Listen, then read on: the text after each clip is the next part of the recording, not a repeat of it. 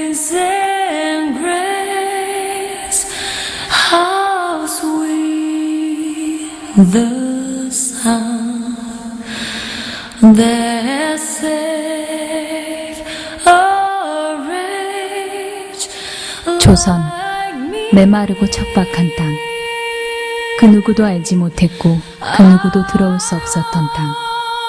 어떠한 관심도 받지 못한 가진 것 없는 작은 민족 가운데 하나님께서 큰 일을 계획하시고 메마른 이 땅의 사랑을 보여주셨다.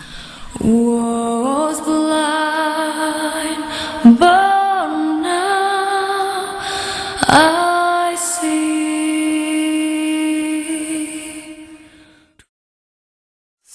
1866년 평양의 대동강변에서 로버트 토마스의 죽음으로 사랑은 시작되었다. 하나님은 로버트 토마스를 조선 땅으로 보내셨고 그는 쇄국 정책으로 굳게 닫힌 죽음의 땅으로 올라서는 것으로 순종했다. 꿈을 펼쳐보지도 못한 채 끝나버린 그의 나이는 겨우 27세였고 그가 타고 있던 배는 제너럴 셔먼호였다. 1882년 우리나라는 미국과 한미 수요조약을 체결하게 되고 고종 황제는 미국으로 사절단을 파견한다. 그것은 바로 견미단. 미국이 문호 개방에 대한 감사 인사로 우리나라 고위관리 6명을 초청한 것이다. 견미단 일행은 갓을 쓰고 도포자락을 펄럭이며 미대로 횡단열차에 올라탄다. 그 모습을 처음 본 미국 사람들 역시 쑥덕거리며 비웃는다. 그 가운데 함께 기차에 타고 있던 가우처 목사는 견미단의 모습을 보고 조선이라는 나라를 마음에 품게 된다. 그리고 일본에 먼저 나가 있는 맥클레이에게 조선이라는 나라를 살펴달라는 편지를 쓰게 된다. 맥클레이는 개화파 김옥균의 도움으로 고종 황제를 대면하게 된다. 고종 황제는 조선인 수만 명의 목숨을 앗아간 콜레라를 퇴치하기 위해 의사를 보내줄 것과 조선의 엘리트들을 교육시킬 3명의 영어 선생을 보내줄 것을 요청한다. 그렇게 조금씩 조선의 문은 열리게 된다. 영국 출신인 존 헤론. 조선이라는 나라를 가슴에 품고 의사로 지원한 그는 테네시 의과대학의 개교 이래 가장 공부를 잘했던 사람이었다. 모든 명예와 창창한 앞날, 그리고 주위 모든 사람의 만류를 뒤로한 채 조선이라는 척박한 땅을 위해 헌신한다.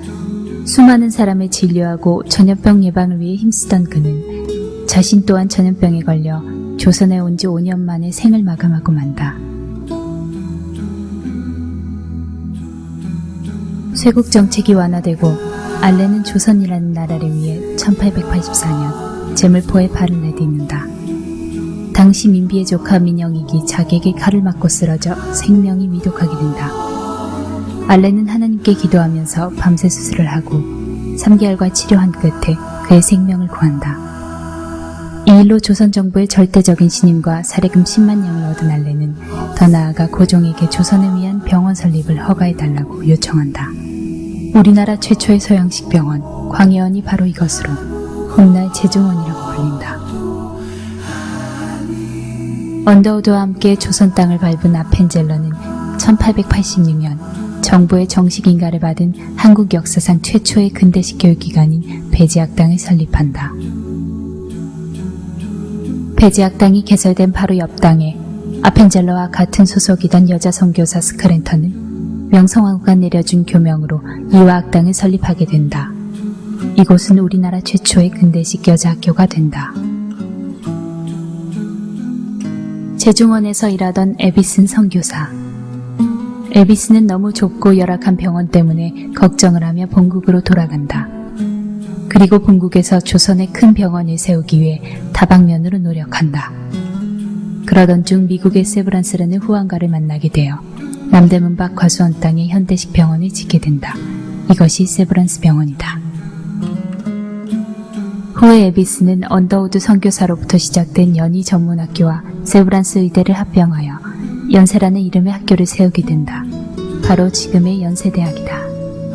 1962년에는 미국의 지원과 선교단체의 후원을 받아 지금의 연세대학교 자리인 신촌으로 옮기게 된다. 로제타 홀. 그녀는 1890년부터 44년간 이 땅을 위해 헌신했다.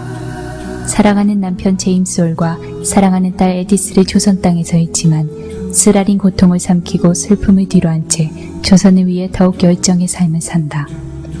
남편을 기념하는 기홀병원과 여자 환자들을 위한 광의여원을 세웠으며 딸 에디스를 생각하며 우리나라 최초의 소아과 병동을 만들기도 한다. 또한 그녀는 우리나라 최초의 맹인학교와 농아학교를 설립하고 그녀의 나이 84세로 남편의 묘 옆에 묻힐 때까지 이 땅에서 한평생을 헌신하였다. 로제타와 제임스의 아들 셔우돌은 폐결핵 요양소를 세워 결핵 환자의 위생학교라고 이름 붙이고 결핵 요양소의 운영비 마련과 결핵에 대한 계몽과 선전을 위해 한국 최초로 크리스마스 시를 발행하였다. Hide me now under your wings. Cover me within your mighty 복음 100년 전 그들이 우리에게 전해준 것은 생명이었다. 학교, 병원, 고아원, 그리고 교회. 100년이 지난 지금 그들의 이름을 기억하는 사람은 없다. 다만 복음을 위해 기꺼이 헌신했던 선교사들의 땀과 피가 교회의 십자가로 반짝일 뿐이다. know you are God.